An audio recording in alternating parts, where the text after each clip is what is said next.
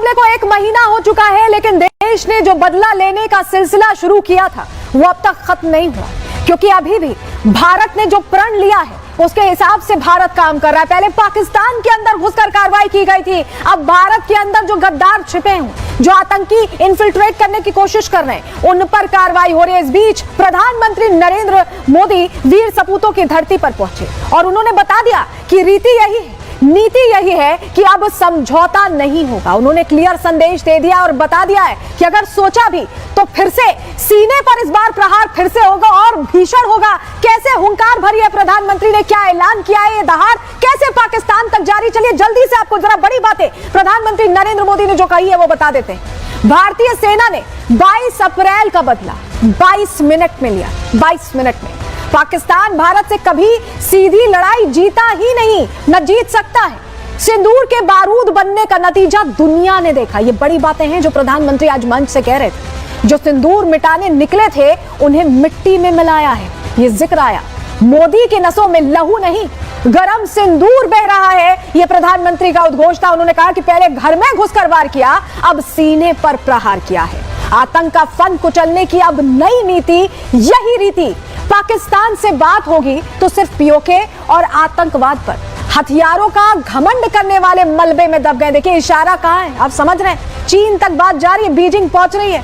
परमाणु हमले की गीदड़ भपकी से भारत डरने वाला नहीं है। पाकिस्तान को भारत के हक का पानी नहीं मिलेगा, यानी पानी और खून नहीं बहेगा, यह प्रधानमंत्री ने कहा था। उस बात पर हम टिके हुए हैं। आतंकी हमले की कीमत पाकिस्तानी सेना और अर्थव्यवस्था चुकाएगी, चुका रही भी है, चुकाएगी भी। प्रधानमंत्री ने बड़ा उद्घोष किया। प्रधानमंत्री ने बता दिया कि देश सर्वोपरि है, नागरिक सर्वोपरि है, और अगर किसी ने नुकसान पहुंचाने का सोचा भी तो हश मुरीद के जैसा, बहावलपुर जैसे वाला होने वाला है। सुनिए जरा प्रधानमंत्री ने क्या कहा। देश और देशवासियों से बड़ा और कुछ नहीं। 22 अप्रैल को आतंकवादियों ने धर्म पूछकर हमारी बहनों की मांग का सिंदूर उजाड़ दिया था।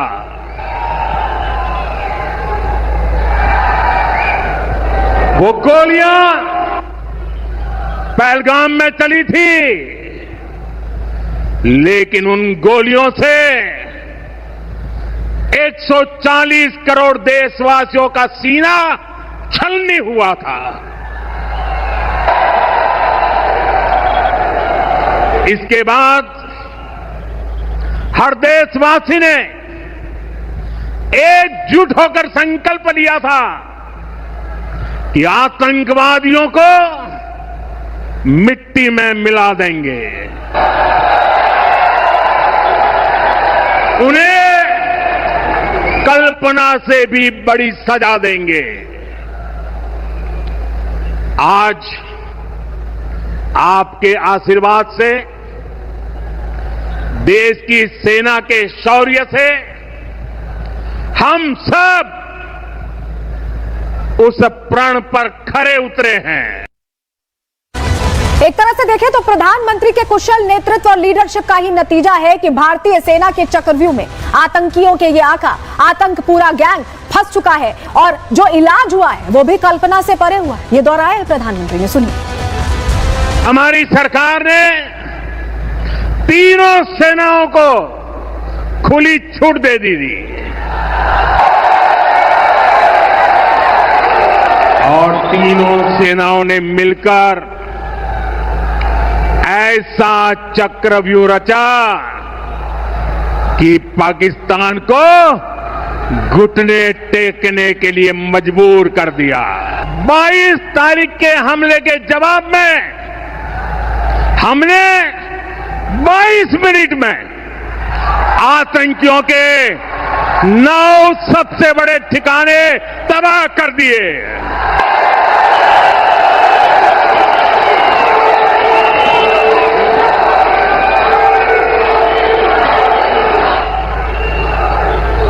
दुनिया ने और देश के दुश्मनों ने भी देख लिया कि जब सिंदूर जब सिंदूर बारूद बन जाता है तो नतीजा क्या होता है। तो देशवासियों के खून से खेलने वाला पाकिस्तान और उसके आतंकी प्यादे, अब ये नौबत आ गई है कि बिलों में घुसे हुए हैं, छिपे हुए हैं और उनके जो ठिकाने मिट्टी में मिल गए वो बता रहे, गवाही दे रहे हैं कि क्या हश्र हुआ है। सुनिए। जो सिंदूर मिटाने निकले थे उन्हें मिट्टी में मिलाया है।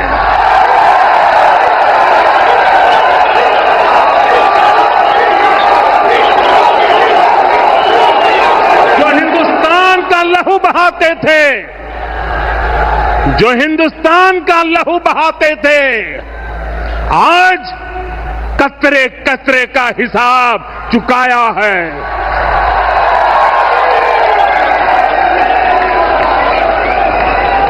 जो सोचते थे भारत चुप रहेगा, आज वो घरों में डूब डूब के पड़े हैं।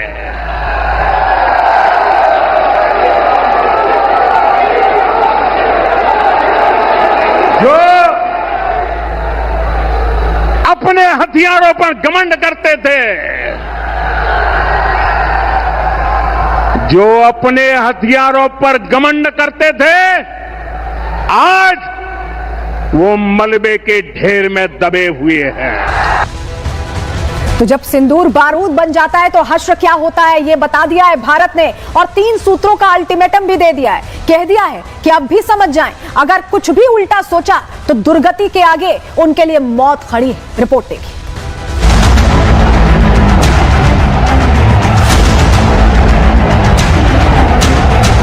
वंदे वंदे। ऑपरेशन सिंदूर के बाद पहली बार बीकानेर पहुंचे पीएम मोदी ने आतंकिस्तान को क्लियर कट मैसेज दिया। बता दिया कि ऑपरेशन सिंदूर केवल भारत का रौद्र रूप ही नहीं, नया स्वरूप भी है।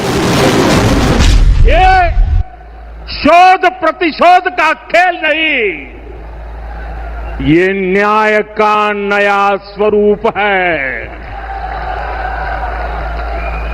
ये न्याय का नया स्वरूप है। ये ऑपरेशन सिंदूर है। ये सिर्फ आक्रोश नहीं है, ये सिर्फ आक्रोश नहीं है, ये समर्थ भारत का रौद्र रूप है। ये भारत का नया स्वरूप है।